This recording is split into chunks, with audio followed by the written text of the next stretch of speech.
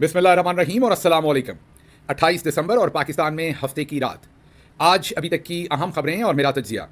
सबसे पहले आपके सामने एक अफसोसनाक हकीकत रखनी है और आपको सबूत के साथ और एक और लाश के साथ डीजी आईएसपीआर साहब का कल बोला गया जो गलत बयानी थी, दरोग गोई थी, झूठ था, वो आपके सामने रखेंगे। कल ही वो कह रहे थे कि वहाँ किसी के पास आतिशी असला नहीं था और कोई गोली नहीं चली थी और लॉ इन्फोर्समेंट रेंजर्स और उनमें से किसी ने कुछ नहीं किया। ये तो खैर आपको भी पता है कि उनका जो गलत बयानी थी, झूठ था, वो को हमालिया से भी शायद ऊंचा था। लेकिन आज एक और अफसोसनाक खबर आपके सामने रखनी है। मोहम्मद राशिद वल्द शब्बीर अहमद शहीद, तहसील सादिकाबाद, ज़िला रहीम यार खान। इनकी लाश आज हफ्तों के बाद सर्द खाने से निकाल कर इनके वर्सा को दी गई है। जी हाँ, दुरुस्त सुन रहे हैं, ये शहीद हैं डी चौक से और ये लापता थे। और आपको हमने चंद दिन पहले एक खबर दी थी, याद कीजिए, हफ्ता डेढ़ हफ्ता पहले, शायद 2 हफ्ते होने वाले हैं अब तो। आपको खबर ये दी थी कि आईजी जो इस्लामाबाद है वो गायब है। अभी भी जब मैं आपसे बात कर रहा हूँ, अभी तक आईजी इस्लामाबाद कहीं सरफेस नहीं हुए। आपको हमने बताया था कि पुलिस के ऊपर, और ये पुलिस ऑफिसर्स ने जिनसे मेरी ज़ाती तौर पर बात हुई थी बड़े सीनियर लेवल पर, उन्होंने इस खबर को कंफर्म किया था कि पाकिस्तान की मिलिट्री इस्टेब्लिशमेंट उन पर शदीद प्रेशर डाल रही है कि आप एटलीस्ट 35 लाशों की जिम्मेदारी कबूल करें, जो बाद में नंबर रिकन्फर्म किसी और से हुआ था 36 का। वो 36 लाशों की जो जिम्मेदारी थी वो कहा जा रहा था कि पुलिस ले। और इसी तरह से जैसे आज एक लाश को फाइनली जो है वो हॉस्पिटल में से निकाला गया है, सर्द खाने से, और ये लाश यकीनी तौर पर 1 महीना पहले से, तकरीबन 1 महीना, अब 1 महीने से 1-2 दिन पहले से कह लें, वो वहाँ पर पड़ी हुई है। ये मोहम्मद राशिद वल्द शबीर अहमद शहीद की लाश आज जब दी गई तो उनका जो सर्टिफिकेट था, डेथ सर्टिफिकेट, उसे डॉक्टर जीशान ने साइन किया इस्लामाबाद से, और उस पर कॉज ऑफ डेथ जो है वो कोई एक्सीडेंट लिखा गया। लेकिन जब उनकी लाश उनके घर लेके जाएगी, मैं आपको वो वीडियो नहीं दिखा सकता, हमारे पास भी और पूरे सोशल मीडिया पर उनकी डेड बॉडी को गुस्ल देने की वीडियो मौजूद है। अगर आप अभी ट्विटर पे चले जाएं या आप अभी फेसबुक पे चले जाएं और सिर्फ नाम लिखें, रहीम यार खान का शहीद लिख लें, मोहम्मद राशिद वल्द शबीर अहमद लिख लें, तो आपको नज़र आएगा उनके अहले खाना उनके फ्रोज़न मुंह को चूम रहे हैं उस डेड बॉडी के। और वो डेड बॉडी ज़ाहिर है इतने दिन फ्रीज़र में रही है, एक सर्द खाने में रही है, तो उससे उसकी जो हालत है वो भी आपको नज़र आएगी। आपको जो लोग समझते हैं, जो डॉक्टर्स हैं, वो देख के उनको नज़र आ जाएगा कि कितनी पुरानी डेड बॉडी है, कितने दिन पुरानी डेड बॉडी है। उस डेड बॉडी के साथ उनके प्यारे लिपट भी रहे हैं और उन्होंने उसकी जो वीडियो बनाई है डेड बॉडी की, उससे वाज़े तौर पर पता चलता है कि उनकी रान के ऊपर गोली लगी हुई है। और ये गोली एन उस जगह पर लगी है, बिल्कुल पास पास जहाँ पर इमरान खान साहब को भी गोली लगी थी। जब इमरान खान साहब को हॉस्पिटल लाया गया था तो शौकत खानम हॉस्पिटल में मैं डॉक्टर फैसल सुल्तान के साथ खड़ा था जब हमने उनको रिसीव किया था। वहाँ पर खान साहब ने स्टेचर पर जब उन्हें निकाला गया था तो मैंने उनसे पूछा कि आप ठीक हैं, तो उन्होंने हल्की ज़ाहिर तकलीफ़ में थे, तो उन्होंने मुझे इशारा किया कि मैं ठीक हूँ। लेकिन जो अल्फाज उन्होंने पहले कहे थे, मुझे आज भी याद हैं, अल्फाज ये थे कि पब्लिक को किसी भी सूरत कुछ नेगेटिव नहीं करने देना। उनको तब भी लोगों की फ़िक्र थी, उन्हें पाकिस्तान की फ़िक्र थी। मुझे अभी भी याद है कि वो शीशे का दरवाज़ा था, बाहर एम्बुलेंस थी, एम्बुलेंस में से निकाल के वही स्ट्रेचर बाहर निकाल के जब उसको अंदर लेके जाया जा रहा तो दरवाजे के ऊपर तकरीबन मैंने उनसे बात की थी। और उसके बाद साथ ही वो जगह थी जहाँ उन्हें अंदर लेके जाना था, जहाँ ज़ाहिर है डॉक्टर्स सिर्फ जा सकते थे। डॉक्टर फैसल सुल्तान और उनकी पूरी टीम ने उसके बाद उनकी स्कैनिंग या जो भी कुछ अंदर करना था वो शुरू हुआ। तो वहाँ पर उन्होंने मुझे जो एक बात कही थी वो यही कि लोगों का ख्याल उनको था कि कहीं कोई जलाओ गिराओ, पाकिस्तान का नुकसान ना हो जाए इस सारे काम में। वो तब भी, और लीडरशिप होती ही तभी है जब एलॉन मस्क को किसी ने पूछा कि आपने सदर ट्रंप के पीछे अपना सारा वजन कैसे डाल दिया, आप इतने बड़े बिजनेसमैन हैं। जाहिर है जो बिजनेसमैन होता है वो 4 साल की नहीं सोचता, वो पूरी उम्र की सोचता है। तो जब एलॉन मस्क को ये पूछा गया हाल ही में एक इंटरव्यू में कि आपने सदर ट्रंप को कैसे एंडोर्स किया, तो उसने कहा कि मोमेंट वो था जब सदर ट्रंप को गोली लगी, वो गिरे। और आप सबको पता है कि जब किसी को भी गोली मारी जाती है तो उसके बाद हमेशा सेकंड जो पहली में से वो बच जाए तो अमूमी तौर पर सेकंड का अरेंजमेंट भी किया होता है। और ना भी हो तो ये जो शूटर था सदर ट्रंप पे गोली मारने का, जाहिर है इसको उसी सेकंड में तो नहीं वापस उसे कत्ल किया गया था, थोड़ा कोई चंद सेकंड लगे थे, तो मतलब वो दूसरी गोली चला सकता था और या कोई और भी हो सकता था या मजमे के अंदर भी कोई हो सकता था। सदर ट्रंप को तो नहीं पता था ना। लेकिन आपने देखा कि किस तरीके से वो गिरे। लेकिन उसके बाद सदर ट्रंप खड़े हुए और उन्होंने एक मुक्का लहराया, फिस्ट बनाई और उन्होंने कहा कि हम लड़ेंगे, और लोगों को कहा कि आपने लड़ना है। और जब उन्हें उनके सिक्योरिटी गार्ड्स जबरदस्ती लेके जाने की कोशिश कर रहे थे तो वहां भी वो बार बार रुककर उन्होंने मुक्का लहराकर लोगों को कहा कि आपने लड़ना है। तो एलॉन मस्क ने कहा कि ये वो मोमेंट था जब मैंने देखा कि क्राइसिस में यही बड़ा लीडर होता है कि जो क्राइसिस में खड़ा हो और अपनी कौम को लीड कर सके। तो मैंने उस वक्त फैसला किया कि अमेरिका को ट्रंप जैसा लीडर ही चाहिए, ये एलॉन मस्क ने कहा। हमने तो ये खैर बहुत दफ़ा, पाकिस्तान ने तो ये मनाजर बहुत दफ़ा देखे। इमरान खान को जब गोलियां लगी तो आपने देखा किस तरीके से कंटेनर से निकलते हुए उन्होंने मुक्का लहराया था, मुस्कुराए भी थे। हालांकि जिस तरह की गोलियां थी मेन आर्टरी से मिलीमीटर्स के करीब से, बाद में मुझे डॉक्टर फैसल सुल्तान साहब ने उस स्कैन भी दिखाए थे जब वो बाहर आए थे। बहुत परेशान थे वो शुरू में जब उन्हें पता चला जिस जगह पर गोलियां थी, जब उन्होंने वूंड को देखा। लेकिन मिलीमीटर से उनकी मेन आर्टरी बची थी और डॉक्टर फैसल सुल्तान के लफ्ज़ थे कि अल्लाह ने बचाया है। अगर ये मिलीमीटर्स में इस तरफ हो जाती और ये रप्चर हो जाती मेन आर्टरी, तो ये जिस जगह पर वजीराबाद, आप खुद सोच लीजिए, वहाँ से इमरान खान को किसी भी चीज़ के ऊपर किसी भी चीज़ के ऊपर शौकत खानम या लाहौर के किसी भी हॉस्पिटल में लाने में 1.5 घंटे से कम, घंटे, डेढ़ घंटे से कम किसी सूरत लग ही नहीं सकता। घंटा मैंने गलत कह दिया, 1.5 घंटे से कम नहीं लग सकता था। जो फिजिशियंस हैं सुन रहे हैं, मेरा ख्याल है वो ये बात समझ सकते हैं कि 1.5 घंटे का वक्त और मेन आर्टरी अगर रप्चर हो जाए तो उसके बाद उसके मीन वो बच सकते थे कि नहीं। तो पूरी तरह से असैसिनेट करने की पूरी अटैम्प्ट थी, असैसिनेट एक किस्म का कर दिया गया था। वो अल्लाह की ज़ात ने उस दिन बचाया। तो इमरान खान ने भी अपनी लीडरशिप उस दिन दिखाई थी। कल खैर DGISI कोई और ही बातें कह रहे थे, वो किसी और ही तरह की बातें, दोगली पॉलिसी और सब कुछ, उस पर भी बात करते हैं। लेकिन ये जो नई लाश है जिस शहीद के जो डेथ सर्टिफिकेट है इस पर डॉक्टर ज़ीशान के साइन है, उसको तो बेचारे को मजबूर किया होगा डॉक्टर को।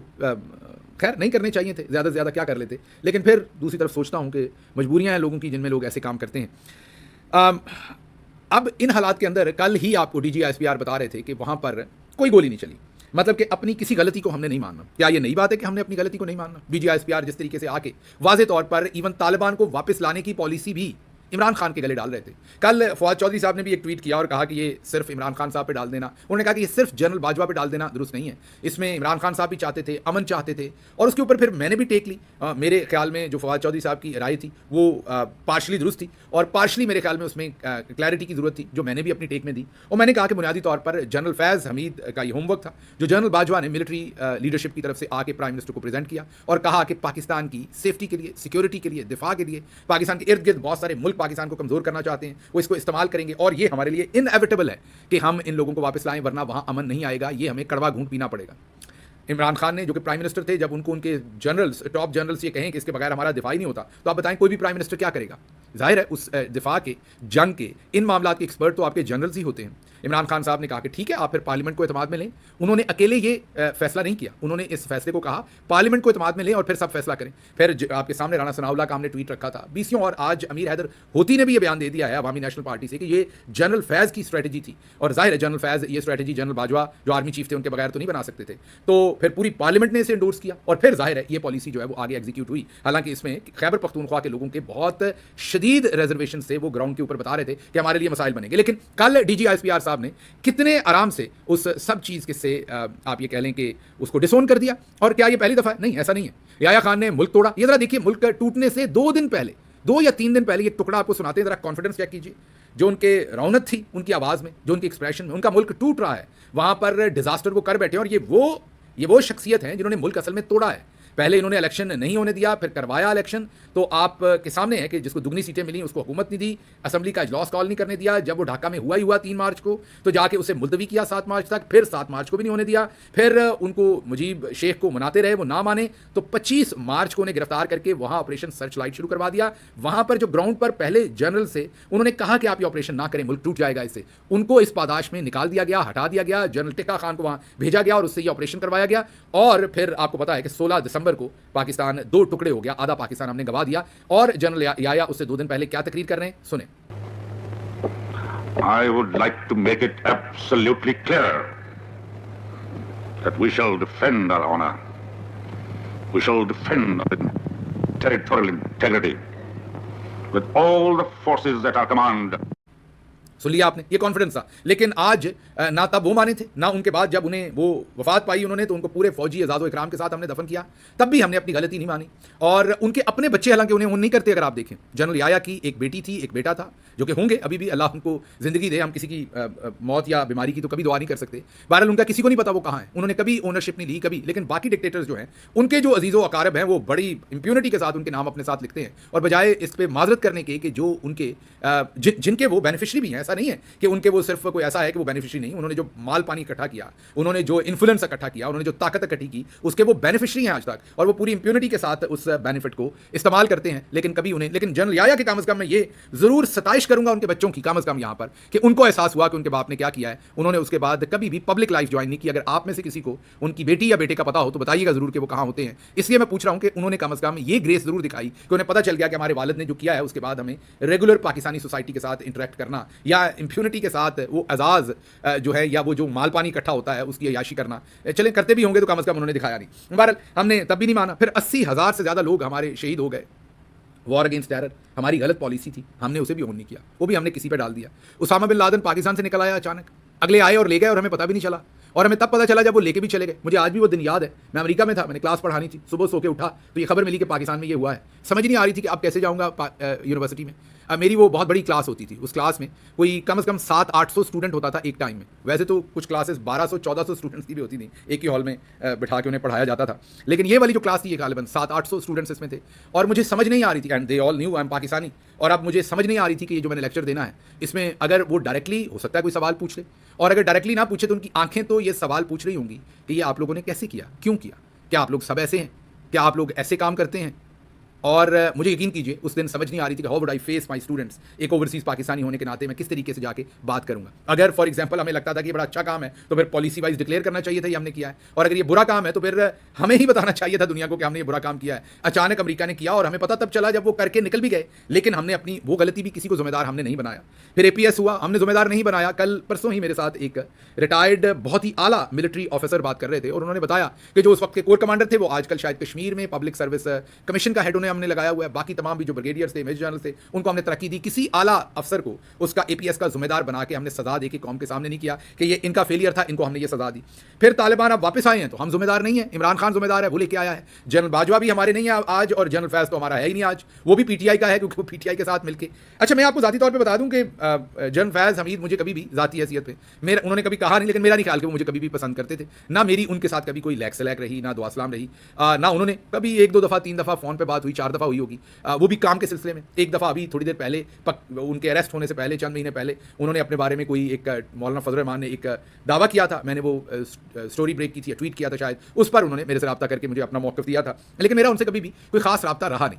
लेकिन आज, और मैं उनकी बहुत सारी पॉलिसीज़ के हक में भी नहीं हूँ, लेकिन आज वो मुसीबत में है, अंदर है, आज तो उनके ऊपर बहुत आसान है, तो मेरे ख्याल में तो उन्हें सिंगल आउट किया जा रहा है, ज़ाती दुश्मनी का निशाना बनाया जा रहा है। आज दिन नहीं है कि मैं जनरल फैज़ हमीद पर कोई भी तनकीद करूँ। हाँ, अगर आपके पास उनके खिलाफ कोई सबूत है तो फिर उन्हें ट्रायल कीजिए पब्लिक के सामने। सबूत नहीं है तो ये जो आप उनके साथ जुल्म कर रहे हैं, विच हंटिंग कर रहे हैं, और फिर आप अपने मिलिट्री बैक जर्नलिस्ट जो इस टाइम है, फॉर एग्जांपल आपको पता ही है कि नुसरत जावेद साहब ने पिछले दिनों एक खबर की थी कि जनरल फैज़ हमीद के हाथ कांप रहे हैं, और दूसरे इस पर किस टाइम बात करेंगे, तफसील के साथ बात करेंगे। लेकिन फिलहाल अभी मैं ये कहता हूं कि अब आप उनको भी ऑन नहीं करते। डी चौक में गोलियां चली, आज ही हमने आपको मोहम्मद राशिद वल्द शबीर अहमद शहीद की बात बताई कि उनकी लाश आज मिली, और ये वो सारा माजरा है 35 लाशों वाला। लाशें तो ज्यादा है, 35 लाशें तो पुलिस को कहा जा रहा है, 36 प्रिसाइजली, पहले 35 की खबर थी, फिर हमें दूसरे सोर्स ने कहा नहीं 36 है। ये 36 लाशें जो है ये कहा जा रहा था पुलिस को कि आप ऑन करें, पुलिस ने इनकार कर दिया, और अब उनमें से ये एक लाश जो है वो सामने निकली है। लेकिन बातें सुन लो कि हमारी मर्जी के बगैर कोई कुछ नहीं कर सकता। याद कीजिए उस वक्त के DG ISI ने अरशद शरीफ शहीद की जब मैयत अभी कब्र में नहीं उतारी गई थी, जनाजा हो रहा था, तब कहा था कि हमारी मर्जी के बगैर कोई मुल्क से बाहर नहीं जा सकता और कोई पत्ता जो है वो पर नहीं मार सकता। और साथ ही कहते हैं अरशद शरीफ उनकी मर्जी के बगैर चले गए थे बाहर, और साथ ही और भी बहुत सारे लोगों पर इल्जाम है कि वो अगर अरशद शरीफ आपकी मर्जी से, या सारे लोग, मैं या तमाम लोग आपकी मर्जी से आए हैं, तो फिर तो एहसान अल्लाह एहसान भी आप ही की मर्जी से आया है। फिर ये जितने बंदे, गार्डियन ने कहा कि 20 लोगों को हिंदुस्तान से आके लोग मार गए, तो फिर आपकी मर्जी से अगर कोई उधर उधर नहीं हो सकता तो फिर ये सारी स्मगलिंग सब कुछ, ये भी तो सवाल अब आपने पूछने हैं। बताइए ये किससे पूछने हैं, आप बता दीजिए। एक तरफ आप क्लेम करते हैं कि कोई आपकी मर्जी के बगैर बॉर्डर क्रॉस नहीं कर सकता, और दूसरी तरफ फिर ये सब कुछ होता है, तो ये सवाल तो सबके जहन में आएंगे। तो अब अगर सवाल पूछना भी आपने जुर्म बना दिया है तो फिर इसको हम क्या कह सकते हैं। सवाल पूछना मेरा ख्याल सबका हक है और होना चाहिए। अच्छा जी, अगली खबर आपके सामने जो हमने रखनी है वो ये है कि हॉस्पिटल्स के बाहर रेंजर्स लगे रहे हैं। इतलात है कि अभी भी कुछ हॉस्पिटल्स में रेंजर्स जो हैं मौजूद हैं, और इंटेलिजेंस एजेंसीज के लोग यूनिफॉर्म के बगैर ज़ाहिर है वो होते हैं, वो मौजूद हैं ताकि वहाँ से कोई इन्फॉर्मेशन या कोई लाश या कोई चीज़ और ना निकल सके। वो सख्त पहरे में। जत्थों की बात कल DG ISPR ने कही तो हमें याद आया जत्थों की बात कि सुप्रीम कोर्ट पर जत्थों ने हमले किए थे, नून लीग ने, याद है आपको। जजेस को अदालत में से उठ के भागना पड़ा था, वो होते हैं जत्थे, और उनको आज आपने हुकूमत में बैठा दिया है। फिर आप भी जत्था ही बने थे जब 1999 में नवाज शरीफ की हुकूमत गिराई थी, कू किया था, और उन्होंने गलत या सही जैसे भी आर्मी चीफ हटाया था, आप कानूनी तौर पर उसका सामना करते, और अब प्राइम मिनिस्टर के पास गलत हो या सही उसके बाद पार तो है, आप कू तो नहीं कर सकते थे ना, कू करने का हक तो नहीं था। पाकिस्तान को तो आपने उस रात दाव पे लगा दिया था और आपने कू किया था वापस, और उस दिन आप प्राइम मिनिस्टर हाउस के वो जंगलों पर चढ़ने की, दरवाजों पर चढ़ने की, तो वो भी, उसको भी जत्था ही कहेंगे फिर DG साहब, और उसको हम क्या कहेंगे फिर। खैर आगे बहुत ही सख्त स्टेटमेंट है ईमान हाजिर मज़ारी साहबा की। मैं वो स्टेटमेंट जो है वो पूरी तरह से नहीं कहूँगा, क्योंकि मैं ये समझता हूँ, बहुत सारे मेरी पार्टी में से लोग मुझे इस बात पे मेरे पे खफा भी होते हैं और बहुत सारी बातें भी कहते हैं जब मैं ये कहता हूँ कि जो फ़ौज के ऐसे लोग जो इस सियासत में मुलव्वस नहीं है, हम उनको डिसोन नहीं कर सकते। ये चंद ऊपर बैठे हुए जर्नल्स हैं जो ये सारी पॉलिसी बना रहे हैं, आम लोग नहीं। तो अब कुछ लोगों का ख्याल ये कि नहीं ये सारे ही इन्वॉल्व हैं, तो आप इनके लिए बात क्यों करते हैं। तो मैं फिर भी जो मेरा पॉइंट ऑफ व्यू है वो वही रहेगा कि जो परसों हमारे मेजर साहब शहीद हुए मुझे मेरे भाई ही लगते हैं, और मैं उनका एहतराम, उनके ख़ानदान का एहतराम ऐसे ही करता हूँ जैसे अगर मेरा सगा भाई ऐसी कुर्बानी दे तो मुझे तकलीफ होगी, मुझे उसकी वैसी ही तकलीफ होनी चाहिए। मैं इस पोजीशन पे नफरत में इतनी दूर नहीं जा सकता कि मैं परसों शहीद होने वाले यंग मेजर को डिसोन करूँ। स्टेटमेंट जो है उनकी, उसमें उन्होंने जो वहाँ पर बात की, पतलूनों का जिक्र किया, वो मैं पूरी बात नहीं कहूँगा क्योंकि वो मेरी भी जैसी भी है, पर मेरी फौज है ना, मेरे मुल्क की फौज है। जो भी 71 में हुआ, याया खान ने जो भी गलत पॉलिसीज़ कही, ये मेरे मुंह से वो बातें निकलती नहीं है कि वहाँ हमारे साथ क्या हुआ, इसलिए वो जो जुमला है मैं पूरा नहीं दोहराऊंगा। सिर्फ उन्होंने ये कहा है कि वहाँ पर जो हुआ और यहाँ पर अगर किसी ने पतलून लहराई तो उसको 10 साल आपने कैद दे दी है, ये नहीं देनी चाहिए थी। उन्होंने कहा कि ब्लडी सिविलियंस को आप सजा दे देते हैं, और उनका जो जुमला है वो आपके सामने रख देता हूँ, लेकिन मेरी जुबान उसको इजाज़त नहीं दे रही कि मैं आपके सामने रखूँ। अमीर हैदर होती ने अब कन्फेशन किया है, और कन्फेशन ये किया है कि दहशतगर्दों को वापस लाने की जो पॉलिसी थी वो जनरल फैज़ हमीद, ज़ाहिर है जनरल बाजवा की, फैज़ हमीद को तो ये रेगेते हैं ना सारे, क्योंकि वो आसान है, आप इस वक्त मुसीबत में हैं। मुसीबत में जो भी हो, मैं तो ये कहता हूँ आपका दुश्मन भी हो तो उसके साथ उस टाइम रवादारी का सलूक करें, लेकिन इन लोगों को समझ नहीं आती कि ये कल तो जनरल फैज़ हमीद के साथ हंस हंस कर बैठते थे और आज ये सारे ताने तिशने देते हैं क्योंकि आज वो मुसीबत में है। तो वो जनरल बाजवा की पॉलिसी थी। अच्छा जी, अफसार आलम साहब ने अब ये कन्फर्म कर दिया है कि इमरान खान झुकने को तैयार नहीं है, इमरान खान ने झुकने से इनकार कर दिया। अफसार आलम सहाफ़ी तो नहीं है, टाउट है, नून लीग के खास रुकन है, आपको पता है, और पैमरा के चेयरमैन भी रहे, और उन्होंने टीवी पर कहा था कि मैं अब सहाफत छोड़ चुका हूं, दोबारा ज्वाइन नहीं करूंगा। सिर्फ इतना ही कहूंगा इस बात के ऊपर, उन्होंने ये कहा है असल में कि जो अच्छा लीडर होता है वो अपनी कौम के लिए झुकता है, कौम के फायदे के लिए झुकता है। इमरान खान अगर अच्छा लीडर होता तो झुक जाता, अपनी कौम के फायदे के लिए झुक जाता। अब इसको जरा फ्लिप कर लें, रिवर्स करके इसको देख लें, इसका मतलब है कि इमरान खान झुक नहीं रहा। अब एस्टैब्लिशमेंट का जो ये बहुत ही रंगीन किस्म का ख्वाब है ना, वो ये है कि इमरान खान एनआरओ कर ले, इमरान खान बनी गाला चला जाए, इमरान खान किसी भी तरह का एनआरओ कर ले।